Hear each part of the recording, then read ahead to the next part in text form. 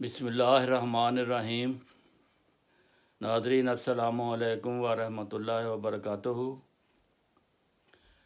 हम अल-शफ़ा homeopathic centre 111 YouTube channel की तरफ से आपकी खिदमत में हाज़िर हैं।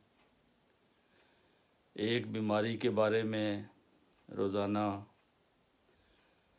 तकरीबन रोज़ाना जो है वो तफसील के साथ उसका होम्योपैथिक इलाज बताया जाता है।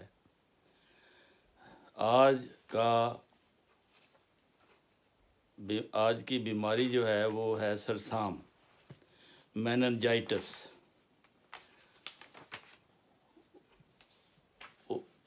सादा अल्फाज में दिमागी पर्दों का वर्म। इसका नंबर 78 है। इसकी वजूहात जो हैं वो मैं आपके सामने रख देता हूँ।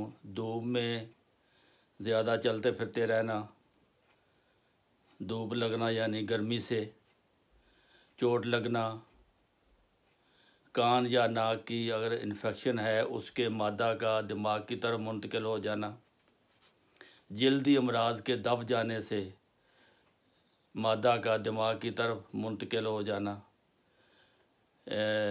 मुख्तलिफ़ अमराज जो आतशक, सोजाक, वजह मफासिल, नकरस यानी दर्द, जोड़ों का दर्द, गोडों का दर्द और चीचक वगैरह के जहरीले मादों का दिमाग की तरफ इंतकाल कर जाना। तो ये इसकी वजूहात हैं। शदीद मुताला, शदीद गुस्सा, कसरत मुताला, शराब नोशी, सख्त जिस्मानी मेहनत, कमज़ोर कर देने वाली मेहनत, इतनी कि इंसान बहुत थक जाए। ये और मज़कूरा वाला जो जहरीले मादा जो तेज़ी के साथ अपना अमल जारी रखते हैं वो दिमाग की तरफ मुंतकिल हो जाते हैं। ये बात बिल्कुल वाज़ेह है कि इस मर्ज़ का हमला सीधा इंसान की ज़िंदगी के मरकज़ पर होता है। ज़िंदगी का मरकज़ दिमाग है, लिहाजा नहायत इत्मीनान के साथ इसको समझकर इसका इलाज करना चाहिए। आम गर्मियों के मौसम में गर्म इलाकों में तेज़ धूप में फिरने से सन स्ट्रोक हो जाता है, उससे भी बेहोशी हो जाती है। वो धूप की वजह से होती है। उसका इलाज है ग्लूनाइन।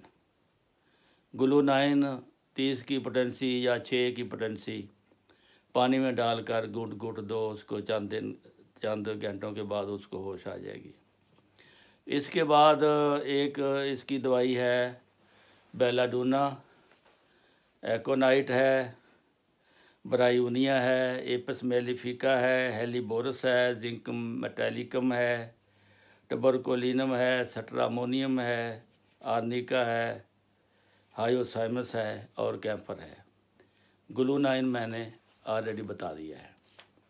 तो ये अलामात के मुताबिक अगर आप सही अलामात के मुताबिक दवाई तजवीज़ कर लेंगे तो ज़्यादा आपको परेशानी नहीं करनी पड़ेगी। इब्तदा में अगर मरीज़ घबराया हुआ है, मौत का खौफ है, उसको धूप की वजह से उसको सरतान हो गया है, सरसाम हो गया है और उसकी ख़ास अलामत बेचैनी है और मौत का खौफ है, तो उस वक़्त आप एकोनाइट इस्तेमाल करें फ़ौरी तौर पर। तो इसी तरह अगर सिर गर्म है, पैर ठंडे हैं, आंखें सुर्ख हैं, मरीज़ हज़यान है, बकता है और नींद में चौंक उठता है, तो ऐसी हालत में बेलाडोना 30 जो है वो काम करेगी। अगर सर पर चोट की वजह से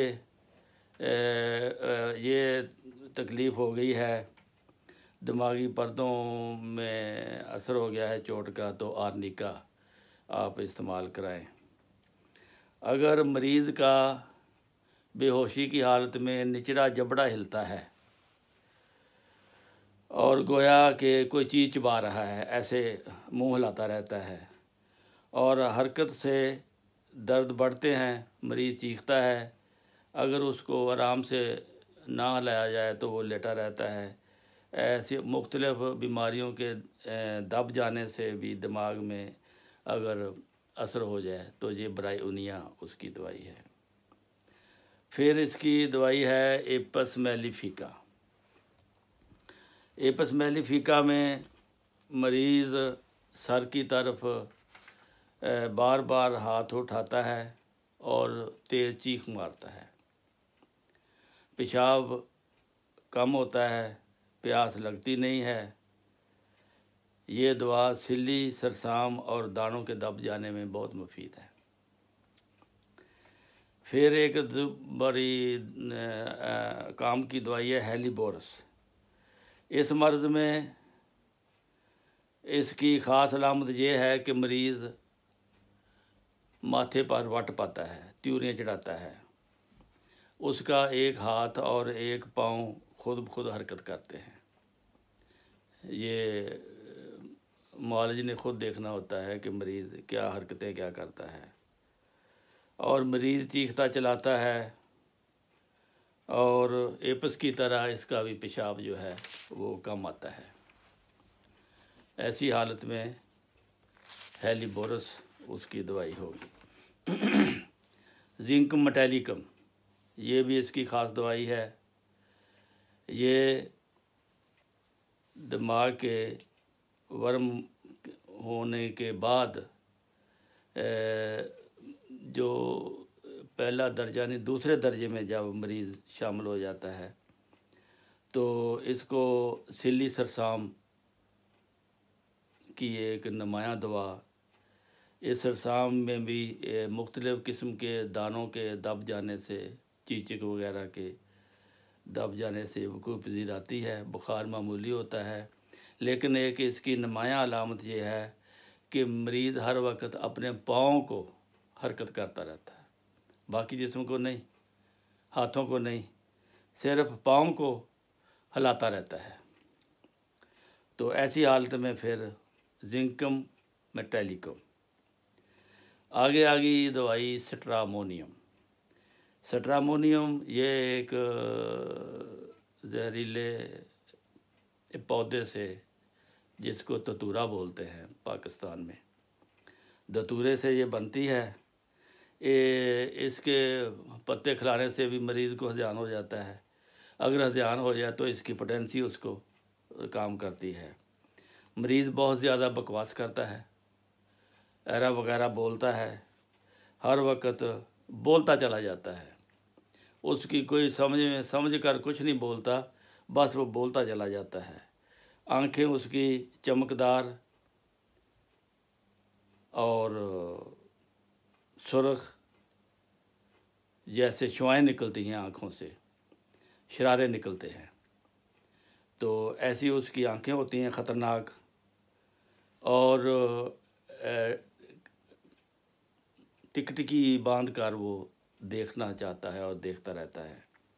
बाज़ दफ़ा वो भागने की कोशिश करता है। अगर बाद लोग तो उसको ये कहते हैं कि इसको जिन्न आ गए हैं उसकी अलामात को देखकर, लेकिन वो असल में वो बेचारा बीमार होता है, उसके दिमाग की कैफियत ऐसी होती है तो उसको कोई होश नहीं होती। अगली दवाई है हायोसाइमस। हायोसाइमस में इसकी अलामात भी ख़ास काबिल ज़िक्र हैं। मरीज़ बिस्तर के कपड़ों को हाथों से नोचता रहता है, अपना कपड़ा या ऊपर चादर है उसको हाथों से यानी हरकत करता रहता है, उसको पकड़ता है, अपनी तरफ खींचता है। और दूसरी बात ये कि वो अपने कपड़े उतारना चाहता है, वो नंगा होना चाहता है, तो घर वाले उसको पहनाते हैं, उसको भी कहते हैं कि जिन्न आ गए हैं। ये जिन्न विन्न कोई नहीं होते, वो उसकी दिमागी कैफियत होती है। उसके लिए आप हायोसाइम्स देंगे तो उसका जन निकल जाएगा। और पहली दवाई जिसकी आँखों में चमक और वो बहुत ज़्यादा बोलता है और भागने की कोशिश करता है, वो स्ट्रामोनियम है। और ये जो मरीज़ नंगा होने की कोशिश करता है और कपड़ों को चुनता है, इसकी दवाई हायोसाइमस है। फिर अगर मरीज़ बहुत ज़्यादा कमज़ोर, यहाँ तक कि उसका जिस्म ठंडा हो जाता है, बस ख़ात्मे के करीब होता है, घर वाले रोना पिटना शुरू कर देते हैं। ठंडा जिस्म होने के बावजूद जिस्म पर कपड़ा लेना वो नहीं चाहता। आप उसको कैम्फर जब देंगे तो उसका जिस्म गर्म होना शुरू हो जाएगा। हरारत गरीज़ी, वाइटल फोर्स जिसको कहते हैं, वो बेदार हो जाएगी और वो जिस्म को गरमा देगी और मरीज़ असर नौ उसमें जान पड़ जाएगी। तो अल्लाह ताला के फजल से मरीज़ इस हालत में भी वापस सेहतयाब हो जाते हैं। तो ये थी आपकी आज की। इसकी गर्मी से अगर ये हो, मैंने पहले बताया है कि गर्मी के मौसम में गर्म इलाकों में ग्लूनाइन जेब में होनी चाहिए। ग्लूनाइन गर्मी और तेज़ धूप के बाद असरात से जो अलामत पैदा होती हैं उसके लिए ग्लूनाइन और बेलाडोना, ये 2 दवाएं जो है वो कामयाब है। अल्लाह ताला सबको दुआ है कि खुश रखे। और इसके लिए अगर आपको किसी दवाई की ज़रूरत है तो आप यूट्यूब चैनल में जाकर अल शिफा होम्योपैथिक सेंटर निकालें और आपको जब व्हाट्सएप आता है तो व्हाट्सएप में एक इंटरनेट का यूट्यूब का नंबर होता है नीचे, हमेशा उसको दबाएं। उसको दबाने से फिर आप उसको सब्सक्राइब करें ताकि ये आपको ऑटोमेटिक मिलती जाए। और लाइक करें। जज़ाकुमुल्लाह। अस्सलामु अलैकुम वरहमतुल्लाहि वबरकातुहू।